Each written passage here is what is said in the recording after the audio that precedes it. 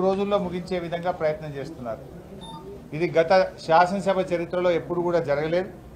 గతంలో ఎప్పుడైనా బడ్జెట్ కనీసం 8-10 రోజులు చర్చ జరిగేది.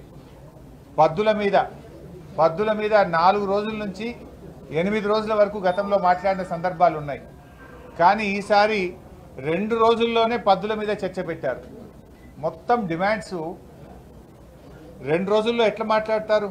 ఒక్కో రోజు 15-20 డిమాండ్లు ఒకటే రోజు మాట్లాడాలంట. దాని మీద ప్రవేశపెట్టుడు, చర్చ జరుగుడు, ప్రభుత్వం సమాధానం చెప్పుడు, దాన్ని ఆమోదించుడు. 15 డిమాండ్లు ఒక్కొక్క రోజు జరుగుతాయా? 2 రోజుల్లో మొత్తం డిమాండ్స్ మీద చర్చ జరగాలంటున్నారు. బడ్జెట్ మీద చర్చ, రిప్లై ఒకటే రోజు పూర్తి కావాలంటున్నారు. అప్రాప్రియేషన్ మీద ఒకటే రోజు ప్రవేశపెట్టడం, చర్చ జరగడం, సమాధానం చెప్పడం, పాస్ చేయడం. అంటే మొత్తంగా 4 రోజుల్లో బడ్జెట్ సమావేశాలు ముగించే ప్రయత్నం చేస్తున్నారు.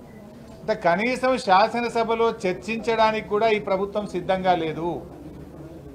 ఇది చాలా దుర్మార్గమైనటువంటి విషయం. కేవలం గతంలో ఇదే కాంగ్రెస్ పార్టీ నాయకులు 10 రోజులైనా బడ్జెట్ సమావేశాలు, 12 రోజులైనా బడ్జెట్ సమావేశాలు, నెల పెట్టాలి, 30 రోజులు పెట్టాలని మాట్లాడింది. కానీ ఇప్పుడు 4 రోజులకు మొత్తం బడ్జెట్ చర్చను 4 రోజులకు కుదించేస్తున్నారు. ఇది అత్యంత బాధాకరం, దుర్మార్గం. అదేవిధంగా మేము బీఆర్ఎస్ పార్టీ పక్షాన కనీసం 15 రోజులు బడ్జెట్ సమావేశాలు జరపాలని చెప్పి బీఎస్సీలో మేము డిమాండ్ చేయడం జరిగింది. అంతేకాకుండా మేము ప్రధానమైనటువంటి అంశాలు ఒక 9 అంశాలు ప్రభుత్వం ముందు మేము బీఎస్సీ సమావేశంలో పెట్టాం, స్పీకర్ గారి ముందు పెట్టాం.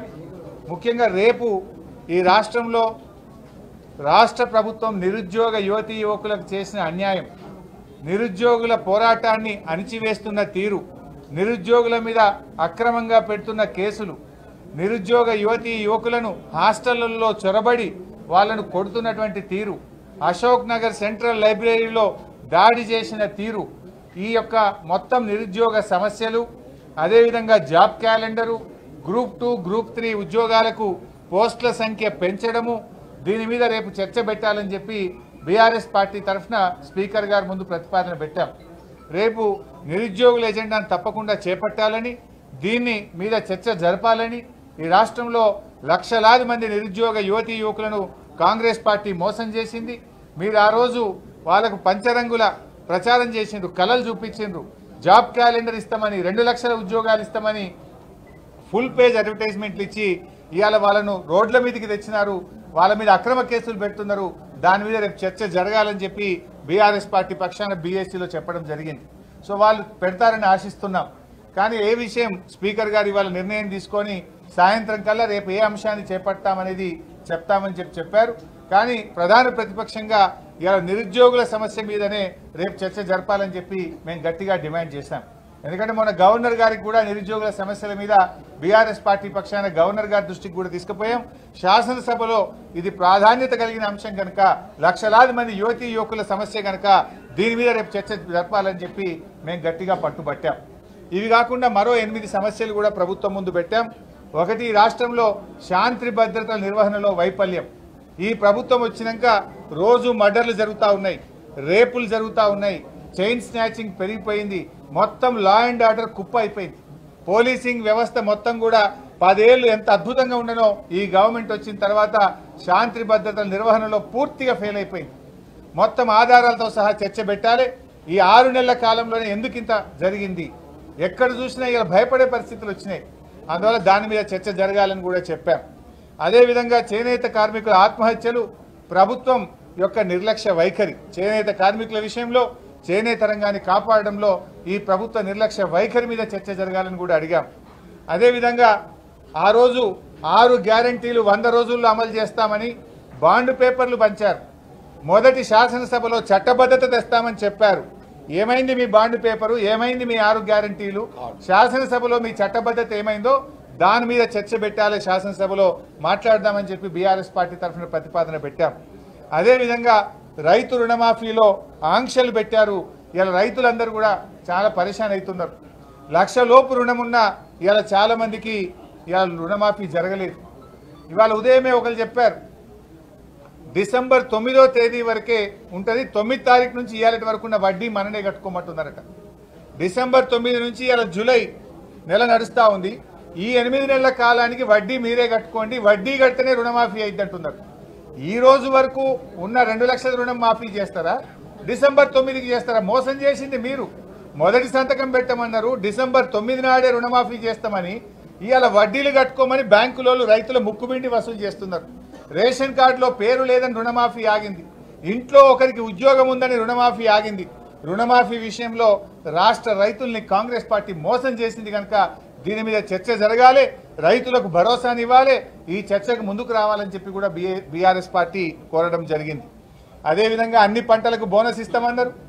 ఇప్పుడు ఓన్లీ సన్నవడ్లకే అంటున్నారు, మిగతా పంటల గురించి మాట్లాడతలేరు. ఈ పంటలకు బోనస్ విషయంలో, రైతు భరోసా విషయంలో చర్చ జరపాలని బీఆర్ఎస్ పార్టీ మా బీఏసీలో మేము కోరడం జరిగింది. అదేవిధంగా పల్లె ప్రగతి, పట్టణ ప్రగతిని అటకెక్కిచ్చారు. గ్రామ పంచాయతీలకు, మున్సిపాలిటీలకు నిధులు ఇస్తలేరు. మొత్తం పారిశుధ్య నిర్వహణ ఎక్కడికక్కడ నిలిచిపోయింది. గ్రామాల్లో డయేరియా, మలేరియా, డెంగ్యూ, వైరల్ ఫీవర్స్తో ప్రజలందరూ ఇబ్బంది పడుతున్నారు. హైదరాబాద్లో ప్రతి 3 ఇంట్లకు ఒక ఇంట్లో జ్వరంతో బాధపడుతున్నారు. ప్రజలు కష్టాల్లో ఉన్నారు. ఇవాళ మొత్తం ఈ ప్రభుత్వం స్థానిక సంస్థల్ని నిర్వీర్యం చేసింది. ₹1 విడుదల చేస్తలేరు కనుక ఈ స్థానిక సంస్థలకు ఇవ్వాల్సిన నిధుల మీద పూర్తి స్థాయి చర్చ జరగాలి. స్థానిక సంస్థలు, మున్సిపాలిటీలు, గ్రామ పంచాయతీల్లో ప్రజా ఆరోగ్యం దెబ్బతింటుంది. దాని మీద మాట్లాడడానికి కూడా మేము కోరడం జరిగింది. ఇదే కాకుండా ఫీజు రియంబర్స్మెంట్, కాలేజీ పిల్లలకి ఇచ్చే ఫీజు రియంబర్స్మెంట్ ఈ గవర్నమెంట్ వచ్చిన 8 నెలల్లో ₹1 ఇయ్యలే. ఇలా పిల్లలు రోడ్డు మీద పడతా ఉన్నారు. పిల్లలకు ఇలా సర్టిఫికెట్లు ఇస్తలేరు కాలేజీలోళ్ళు. 8 నెలల్లో ₹1 ఫీజు రియంబర్స్మెంట్ ఇవ్వకుండా మరి ఇలా విద్యార్థులను ఈ ప్రభుత్వం మోసం చేస్తూ ఉంది, ఇబ్బంది పెడతా ఉంది కనుక ఫీజు రియంబర్స్మెంట్ మీద కూడా డిస్కస్ చేయాలని చెప్పాం. ఇక 9వ అంశానికి వస్తే మరి గత ప్రభుత్వం మంజూరు చేసిన పనులన్నీ అర్ధాంతరంగా ఆపేశారు. ఆ పనులను కొనసాగించాలి, పెండింగ్ బిల్లులు విడుదల చేయాలి, అసంపూర్తిగా ఉన్న మన ఊరు మన బడి పనులు కానీ వివిధ కార్యక్రమాలన్నీ కూడా మధ్యలో ఆపుతా ఉన్నారు. ప్రగతి అనేది ఒక కంటిన్యూయస్ ప్రాసెస్. వాటిని పూర్తి చేయాలి, పెండింగ్ బిల్లులు విడుదల చేయాలి, అసంపూర్తిగా ఉన్న పనులన్నింటినీ కూడా పూర్తి చేయడానికి ప్రభుత్వం చర్యలు తీసుకునే దాని మీద కూడా చర్చ పెట్టాలని చెప్పి కోరాం. ఈ 9 అంశాల మీద కూడా శాసనసభలో మరి బీఆర్ఎస్ పార్టీ తరఫున మేము ప్రతిపాదించాం. వీటన్నిటి మీద కూడా ప్రభుత్వం ముందుకు రావాలని శాసనసభ స్పీకర్ గారిని, ప్రభుత్వాన్ని కూడా మేము కోరడం జరిగింది. ఇకపోతే కేంద్ర ప్రభుత్వం ఇలా బడ్జెట్ ప్రవేశపెట్టారు. ఇలా కేంద్ర బడ్జెట్లో చూస్తే నిజంగా బాధ కలుగుతూ ఉంది. తెలంగాణ అనే పదమే ఉచ్చరించలేదు. ఆంధ్రప్రదేశ్ పేరు చాలాసార్లు ఉచ్చరించారు. సరే ఇవ్వండి, ఆంధ్రప్రదేశ్కి ఎందుకు ఇచ్చారని నేను అనను. ఆంధ్రప్రదేశ్లో పోలవరం త్వరితగా పూర్తి చేస్తామన్నారు, క్యాపిటల్కు డబ్బులు ఇస్తామన్నారు, వెనుకబడిన జిల్లాలకు డబ్బులు ఇస్తామన్నారు, ప్రత్యేకంగా అనేక సార్లు ప్రకటించారు. సంతోషం. కానీ తెలంగాణ విషయం ఏమైంది? మరి ఈ ప్రభుత్వం ఏం చేస్తూ ఉంది? మేము కేంద్రంతో సత్సంబంధాలు మెయింటైన్ చేస్తున్నాం, మోడీ గారికి చాలా దగ్గరగా ఉన్నాం, మేము కేంద్ర మంత్రుల్ని రోజూ కలుస్తున్నామన్నారు. కనీసం తెలంగాణ ప్రస్తావన కూడా లేదు. బీజేపీ, కాంగ్రెస్ ఇద్దరు కలిసి ఇవాళ తెలంగాణకు తీవ్రమైన అన్యాయం జరిగింది. తెలంగాణలో కూడా వెనుకబడిన జిల్లాలు ఉన్నాయి. రాష్ట్ర విభజన చట్టంలో తెలంగాణలోని 9 జిల్లాలు వెనుకబడిన జిల్లాలు ఉన్నాయి. మరి ఈరోజు రాయలసీమ, మీరు కొంత ఆంధ్రాలో వెనుకబడిన జిల్లాల గురించి కేంద్ర బడ్జెట్లో మాట్లాడారు. తెలంగాణ వెనుకబడిన జిల్లాల గురించి ఎందుకు మాట్లాడలేదు? ఈ రాష్ట్రం నుంచి కేంద్రంలో మంత్రులుగా ఉన్న కిషన్ రెడ్డి గారు, బండి సంజయ్ గారు ఎందుకు చొరవ చూపడం లేదు అని నేను అడుగుతా ఉన్నా.